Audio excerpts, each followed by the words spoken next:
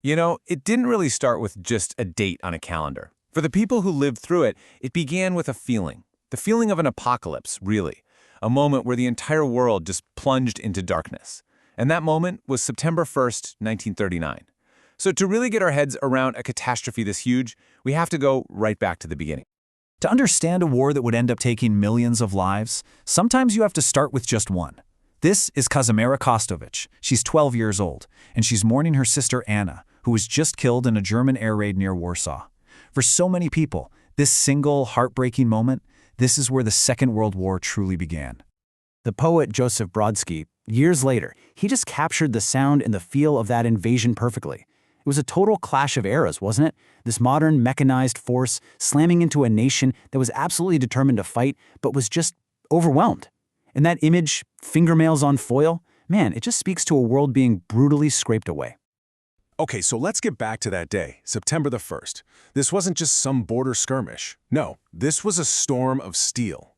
It was a meticulously planned shock and awe campaign designed to break an entire country in a matter of hours. Before the sun was even up, the war was on. At 4:45 in the morning, naval guns started pounding the Polish defenders at Westerplatte. At the exact same time, the Luftwaffe was bombing a completely defenseless, sleeping town called Wielun, a place with zero military value. It was pure terror from the sky. And by morning, nearly 2 million German soldiers were pouring across the border from 3 different directions. And get this, on that exact same day, halfway across the world, sitting in a bar in New York City, the poet W.H. Auden wrote these incredibly prophetic words. He saw this invasion not just as an act of aggression, but as the terrible, almost inevitable result of a world that had gone completely mad. He sensed this was the beginning of a cycle of violence that was about to swallow everyone. So, while Poland was fighting for its life against the German invasion in the West, a second, absolutely devastating blow was about to fall, this time from the complete opposite direction.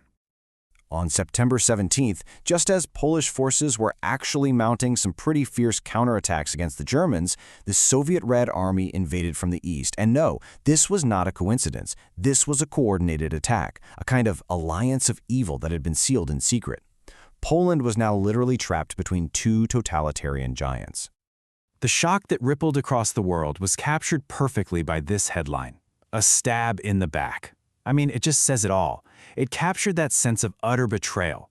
The Soviets tried to claim they were just marching in to protect minorities, but the world knew exactly what it was: a coordinated carve-up of a sovereign nation.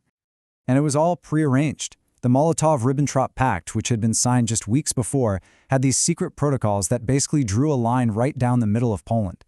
Hitler and Stalin had already decided how they were going to slice up the country. Poland never ever stood a chance fighting a 2-front war completely on its own. So the beginning of the war was clear, it was brutal, it was decisive. But the end of the war, that was anything but certain. And this brings us to a question that military historians and, enthusiasts like us have been debating for decades. When did the tide really turn against the Axis powers? Was it one specific battle, a single strategic decision, or maybe the entry of a new player onto the world stage? Well, drawing on a really fascinating online discussion among military history fans, let's explore some of the main contenders. So there's this online community, r/War College, and it's filled with everyone from really well-versed amateurs to actual professionals who argue these points with a ton of passion. And from their debates, you can see 4 main candidates for the turning point start to emerge. All right, so you've got 4 big ones. First, the Battle of Britain in 1940. This proved Germany wasn't invincible in the air, and, crucially, kept the UK in the war. Then there's the Battle of Moscow in late '41, where the German army was stopped dead in the snow and just bled white. Almost at the same time, you have America entering the war after Pearl Harbor. And finally, there's this incredible week in November of 1942, when the Allies scored huge wins on 3 totally different fronts: Stalingrad, El Alamein, and Guadalcanal. I absolutely love this analogy from the discussion. Someone pictured the whole thing like a racetrack. So Germany invading Russia, Operation Barbarossa, that was them entering the turn, going in hot. The Battle of Moscow, where they almost broke but didn't, that was the tightest point, the apex of the turn. And then the victory at El Alamein was them exiting the turn, with the Allies now pulling ahead and accelerating away. It's just a brilliant way to visualize that shift in momentum. But for some leaders, the turning point was crystal clear the second it happened. When Churchill got the news about Pearl Harbor, he just knew. He didn't say, okay, now we've got a shot. he wrote that he slept the sleep of the saved and thankful and said, "So we've won after all?" He immediately got it. With the industrial might of America now in the fight, the final outcome, for him, was no longer in doubt. But hold on. What if the whole question is just wrong? What if we're all looking for this dramatic, cinematic moment in a war that wasn't really won on the battlefield, but in the factory? This comment from a Redditor named Twishimp really gets to the heart of a totally different way of looking at this. We all want war to be like a movie, right? With heroes and villains and a single decisive turning point. But modern industrial war, it's a spreadsheet. It's about attrition and logistics and cold, hard numbers. So let's just compare the two. The movie version gives us that one heroic battle that changes everything. But the spreadsheet version, it tells a totally different story. It's a story about sinking U-boats, bombing ball-bearing factories, and building thousands of miles of pipelines. It's a slow, grinding victory, won by just overwhelming the enemy with sheer stuff. And if you need just one statistic to really hammer home this idea of the spreadsheet war, here it is. In just 6 months of 1944, the United States produced more shipping tonnage than Imperial Japan did during the entire war, from 1937 on. I mean, think about that.